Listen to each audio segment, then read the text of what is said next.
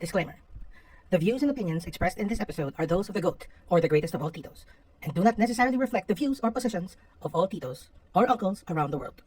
Possibly a few, but definitely not all. So today's the day I'm going to talk about my eye condition called Keratoconus.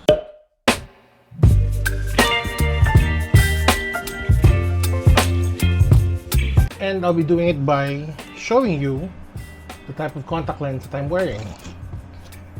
These lenses are called scleral lenses. Take one out.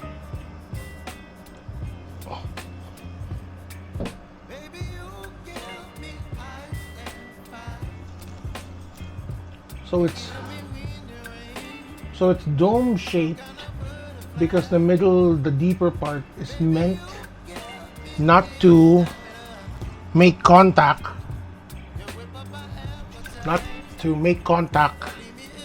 with my cornea. I have a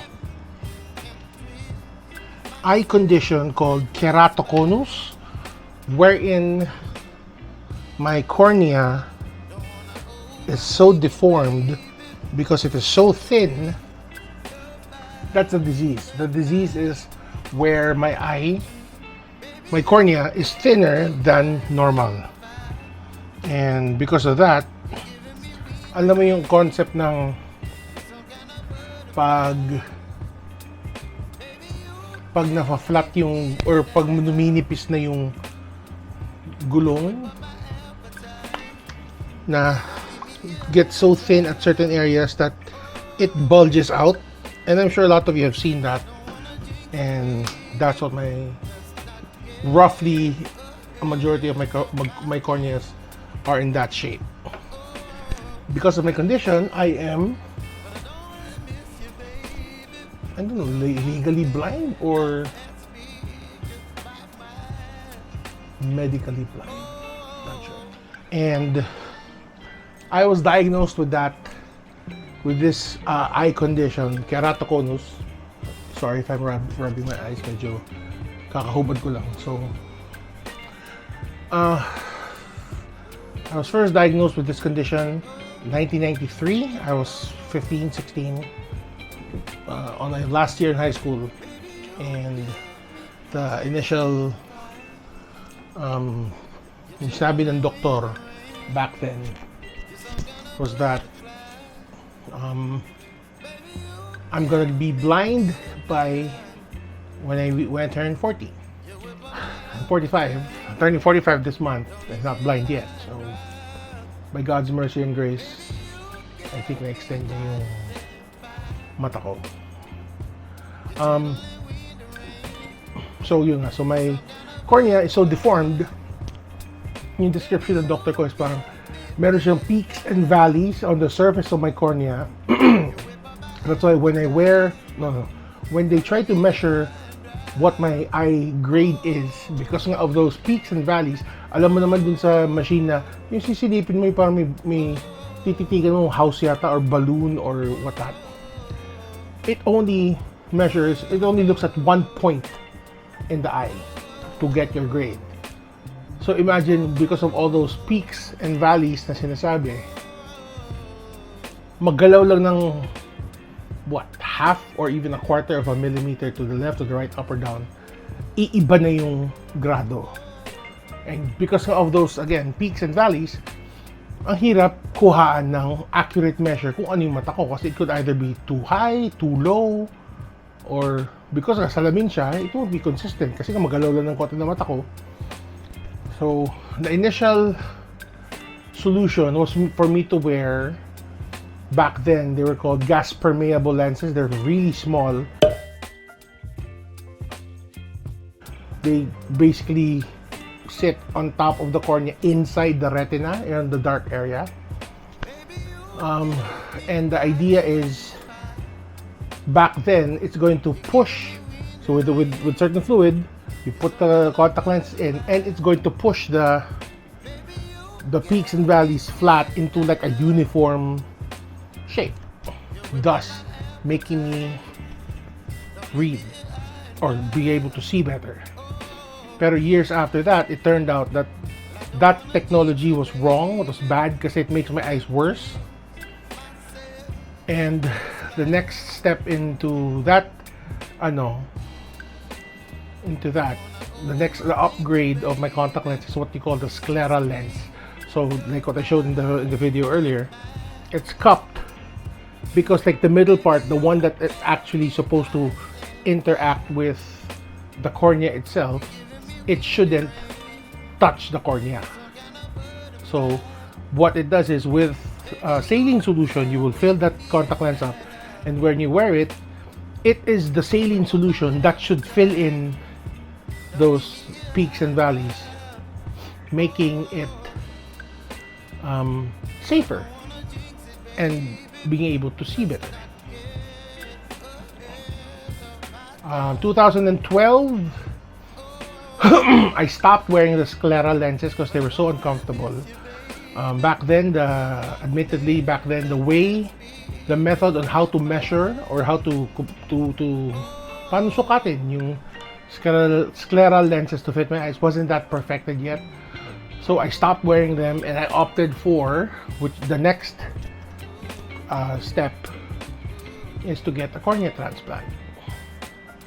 And it was through si Doctora Menchita Padilla, the same doctor who ran for Senate itong huling elections. And so I had my left, because between the two eyes, my left eye was the one that is more damaged. The grade is 900 over 20, 1000 over 20. So this one was a good candidate for the transplant. If you're thinking about why didn't I get LASIK, it's because my corneas are so deformed and so thin that I am disqualified from getting LASIK surgery. So the next step is really cornea transplant, which I got in 2012. And the grade went down from 1020 to 620 to 900 pa rin. So basically with that, I can actually see a little much better without contact lenses and whatnot. But I won't be able to read when I'm driving kasi nga medyo blurred pa rin. So I was recommended to go back to the original clinic, Abisami's clinic, where the wonderful, I forgot the name of that doctor then. She gave me a new pair of scleral lenses, which I was given that around 2019. And even with my operated eye, the transplanted eye, she still recommended that I wear scleral lenses. And since this is already like a better cornea, because of the peaks and valleys of the damaged one, I was classified neither as nearsighted or farsighted. But with this one, I'm now classified as nearsighted. So, binigyan ako bagong scleral lenses, and now I can see much better with it. This has now become my dominant eye, my reading eye. This one, wala, sumasabit lang to my doctor again, and she was already recommending that I get transplant for this. I'm already 45. I figured that I don't need to go through that hardship again. Though it's nice to be able to see well with both eyes, but I'm functioning very well with just one very good eye, and the other one is just like a complementary eye, so it's okay. And it's expensive. It's very expensive. Siguro upwards around 100,000 for just one eye. So I don't want to go through that again. So yeah, that is my story, the story of my eyes. If you have any questions about it, so if you want to get your eyes checked about it, I strongly suggest you visit Abisami's eye clinic. The address is here, and have them checked. Tell them I sent you. in the coming videos, it was suggested, and I think I kind of like the idea, that at the end of every video, I will post a joke, a tito joke of the day. Right now, wala akong maisip kasi antok na ako. I need to do some errands tomorrow. But starting tomorrow, I'll be posting a joke of the day. So be sure to watch till the end of every video from tomorrow on, so that you can get to listen to the joke of the day. Bye bye, guys.